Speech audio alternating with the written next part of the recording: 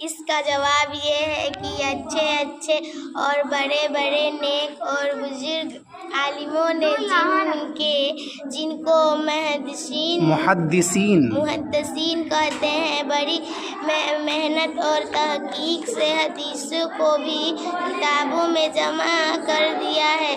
ये किताबें अरबी ज़बान में है, लेकिन इन किताबों के तर्जुमे भी हो गए हैं। हदीस की सबसे ज़्यादा मोतबर और सही किताब का नाम बुखारी शरीफ है और इसके बाद दूसरी किताब है जिसका नाम मुस्लिम शरीफ है। इन दो किताबों के अलावा हदीस की और भी किताबें हैं जिसे अबू दाऊद, तिरमिज़ी, नसाई, इब्न माजा वगैरह। इन